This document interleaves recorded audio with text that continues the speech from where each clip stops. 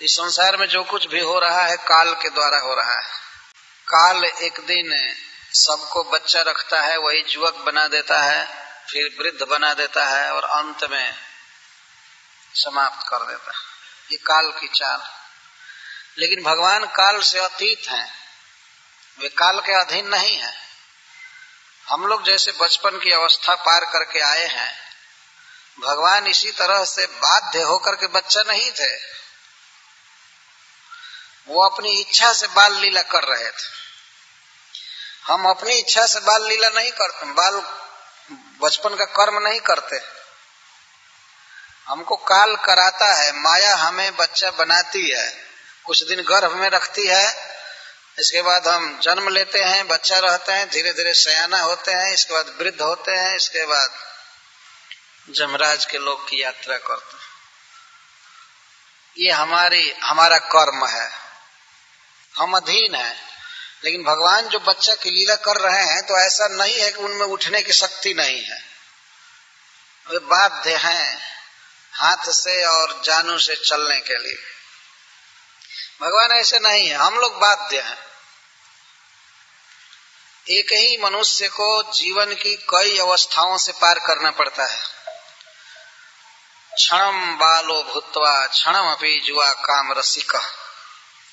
कुछ समय मनुष्य बच्चा रहता है और इसके बाद युवक होता है, काम रसिक बनता है। युवावस्था में अनेक कामनाएं उसके मन में उठती है और क्षणम बीतैर्हीना क्षणम अपि संपूर्ण विभव। कभी मनुष्य इस जीवन में धन से हीन हो जाता है तो कभी संपूर्ण विभव, कभी पूरा पूरा धन उसे प्राप्त होता है। इस तरह की उसकी दशा होती है। और जरा जीर्ण रंगय नटैव बलिमंडित तनु नरह संसारांके विशति जम धानी जवनिका। तो कुछ दिन बच्चा रहता है, इसके बाद युवक होता है, इसके बाद वृद्ध होता है। वृद्ध होने पर शरीर में सब जगह बलिमंडित तनु, झुर्रियां पड़ जाती हैं शरीर में, चमड़ों में सिकुड़न आ जाती है। जब त्वक में चर्म में सिकुड़न होती है तो इसको बलि कहते हैं, बलि मंडित तनु। और अंत में संसारांक के विशति, फिर चला जाता है जमधानी जवनिका। जमराज के राजधानी का पर्दा गिरता है, बस ये हमारा नाटक बंद हो जाता है। इस तरह हम आते हैं। नटैव, जैसे नट अभिनेता रंगमंच पर बहुत नाटक करता है, उस तरह से हम लोगों की दशा है।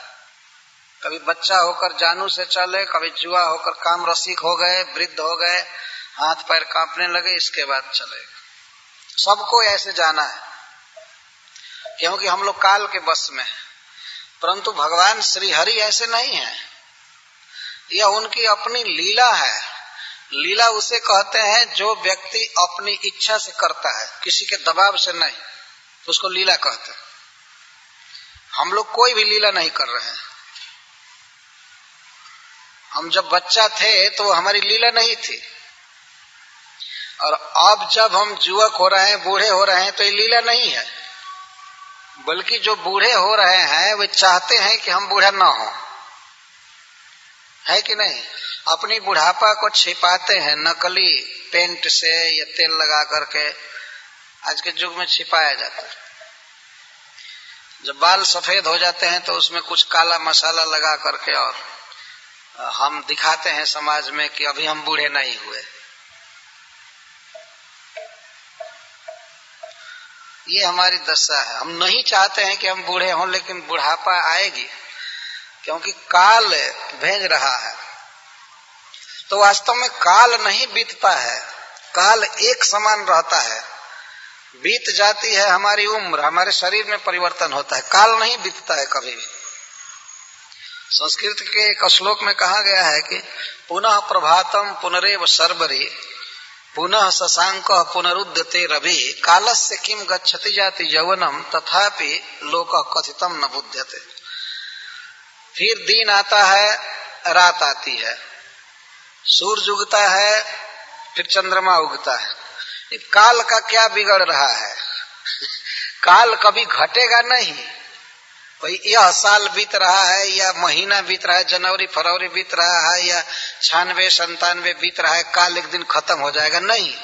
कालस्य किम जाति, कुछ भी नहीं। काल का क्या जाता है? जाती है हमारी उम्र। सारा संसार खत्म हो रहा है, काल कभी खत्म नहीं होता है। फिर दिन आएगा, फिर रात आएगी, फिर वही महीना। नाम मनुष्य बदल देता है कि ये 96 है, 97 है, हमारी ओर से नाम दिया जाता है। नहीं, काल एक रस रह रहा है, वो नहीं बदल रहा है। हम लोग बदल जाएंगे, हमारी अवस्था बदल रही है। देखना चाहिए, यदि किन्हीं का फोटो बचपन का होगा तो देख सकते हैं कि हम कितना बदल गए। तो बदल रहे हैं, हमारा शरीर बदल रहा है और फिर हम शरीर बदल करके दूसरे जगह जाते हैं। भगवान के साथ यह नियम नहीं है। भगवान के अधीन काल है और काल के अधीन हम लोग हैं। तो उनकी जो भी लीलाएं हैं, बाल लीलाएं, वो लीला है, वास्तव में लीला है। अपनी स्वच्छंद इच्छा से आनंद के लिए भगवान ये सब करते हैं, भक्तों को आनंद देने के लिए। हम लोग ऐसे नहीं। भर्तृहरि ने लिखा है कि भोगा न भुक्ता वयमेव भुक्ता, तपो न तप्तम वयमेव तप्ता, कालो न जातो वयमेव जाता, तृष्णा न जीर्णा वयमेव जीर्णा। वास्तव में मनुष्य सोचता है कि हम भोग रहे हैं, लेकिन हम भोगों को नहीं भोग रहे हैं, भोग ही हमको भोग गए। ये दुनिया में देखने, खाने, छूने पीने का सामान जैसे का तैसे रह जाएगा। ये अमेरिका के स्टोर हाउस सब रह जाएंगे, हम ही मर जाएंगे। हम भोगों को नहीं भोगे, भोग ही हमको भोग देंगे। हमको भोग लिए, है कि नहीं? ये भोगा न भुगता वयमेव भुगता। भोगों को हम नहीं भोग रहे हैं, हम ही भुक्त हो गए, हम समाप्त हो जाते हैं। एक बार एक व्यक्ति ने हमसे कहा था कि पहले की अपेक्षा इस समय संसार में ज्यादा आकर्षण है। ज्यादा आकर्षण नहीं है, बल्कि कम आकर्षण है। अथवा ये कहिए कि संसार हमेशा से ऐसा ही आकर्षण रहा है, आकर्षक रहा है। लोग कहते हैं कि आजकल ज्यादा फैशन बढ़ रहा है, इसलिए संसार ज्यादा आकर्षक हो गया है। कुछ भी आकर्षक नहीं हुआ। पहले लोगों को शुद्ध घी खाने को मिलता था, अब नहीं मिलता है। पहले के लोग बहुत सुंदर होते थे, अब के लोग नहीं होते हैं। बहुत कम सुंदरता रह गई, बहुत कम आकर्षण रह गया, लेकिन फिर भी लोग संसार में आ सकते हैं। जो कुछ भी हो, संसार का भोग वैसे ही रह जाएगा। ये न्यूयॉर्क की सड़कों पर वही ट्रैफिक जाम होगा, सब कुछ रहेगा, आप चले जाएंगे। भोग नहीं समाप्त होंगे। भोग तो ज्यों के त्यों रहेंगे, लेकिन भोगने वाले चले जाएंगे। भोगा न भुक्ता वयमेव भुक्ता, तपो न तप्तम वयमेव तप्ता। इतना दुख भोगे हैं हम, दुख भोगे हैं, दवाइयां हो रही हैं और क्या क्या हो रहा है। तो आदमी सोचता है कि दुखों को हम खत्म कर देंगे। दुख खत्म नहीं होंगे, हम खत्म हो जाएंगे। ज्यों की त्यों बीमारियां रहेंगी, ज्यों के त्यों अस्पताल रहेंगे, चोरी रहेगी। यहाँ मैं देखा प्रत्येक कार में ताला लगा हुआ है। तो वो चोरियां ज्यों की त्यों रहेंगी, बल्कि बढ़ती जाएंगी। सब दुख खत्म नहीं होगा, हम चले जाएंगे। कालो न जातो वयमेव जाता, काल नहीं बीतता है।